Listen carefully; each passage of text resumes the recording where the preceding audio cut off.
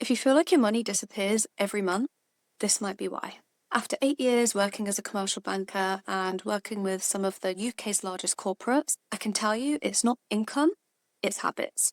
I've seen how money actually works behind the scenes, how companies manage it, how wealthy clients think about it, and most people are making the same mistakes without realizing.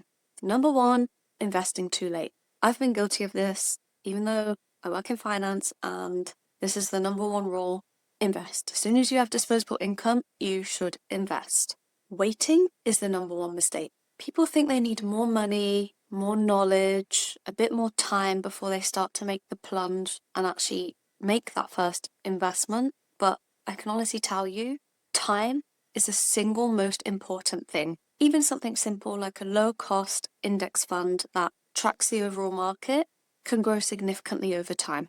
The difference between starting early and starting late is huge.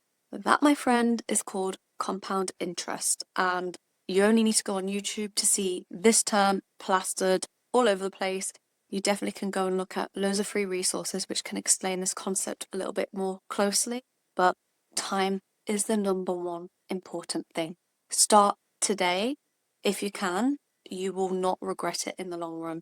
If there's anything you should take away from this video, you don't need to be an expert, you just need to start. The second one is learning financial literacy. Most people avoid learning about money because it feels boring, confusing, and overwhelming. But what if I tell you that you don't need to master everything? There are some basics that you can conquer, and that will massively set up the foundations to help you achieve your financial goals tailored to you.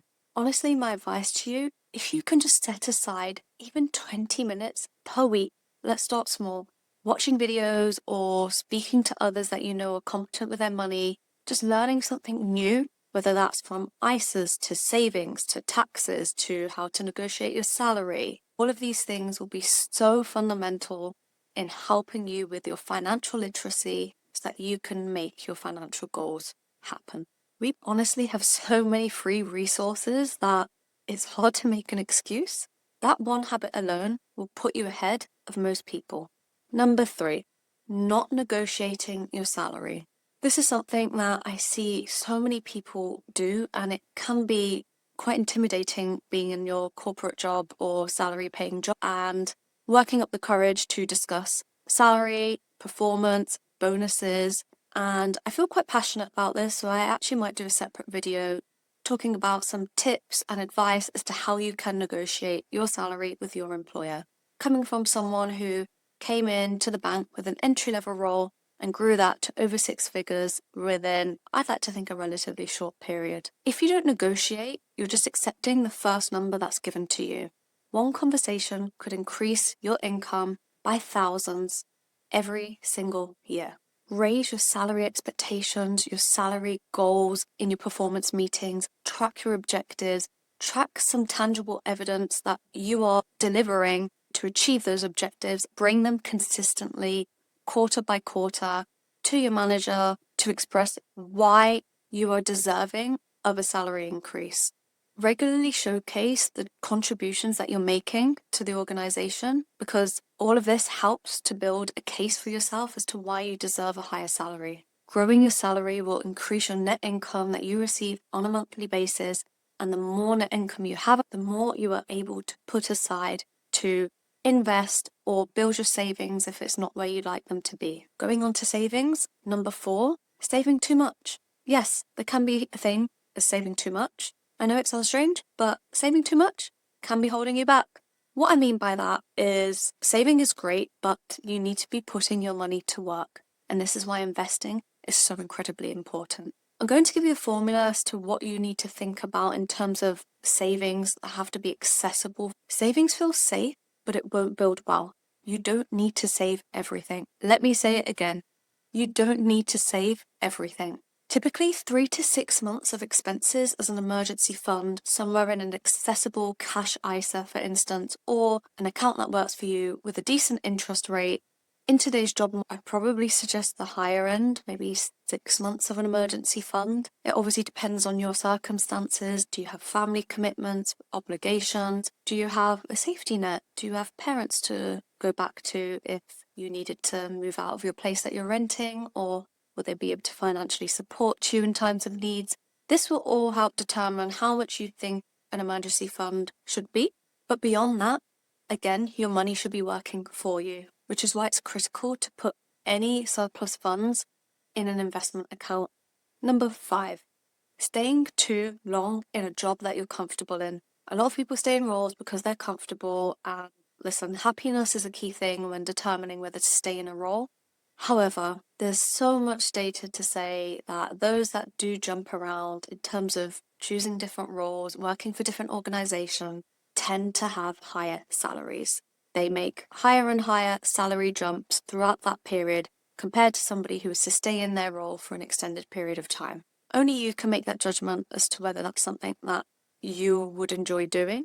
Only you can make the judgment to see if this is something that you are comfortable doing, but staying in a job, stagnant salary, may actually be hurting your finances. What I would encourage doing is, no matter whether you're happy in your role, you're looking for another role, always know your value and know your worth. You should be interviewing or sending your CV around to recruiters, or just generally every now and again sourcing the job market just to see what jobs are paying and how much you think that you would be worth. I think it's so important to have these conversations with other recruiters or other employers, just so you know your value. Either that's because maybe you lose your job, but also if you ever feel like moving, you can make that decision and you're aware of how much the market values you. Number 6, not building high income skills. Most people focus on cutting expenses, and whilst this helps, this is not going to be enough to help you achieve your financial goals. There's a limit on how much you can save, but theoretically, there's not a limit on how much you can earn. There are so many free resources, as I've said, that can help teach you super important skills that could really develop your income earning potential, such as learning more about sales, understanding and developing your communication, how to influence people. All of these skills can directly help grow your ability to increase your income. One other key thing is AI. If you look at the era we're in, it's a massive opportunity, but equally a threat. So what I would really encourage you do is just to spruce upon your knowledge of AI, what it is, how to use it. I truly believe AI will obviously come for certain industries and certain roles. However, I do think we're going to get to a time where if you don't know how to use it, you will get left behind.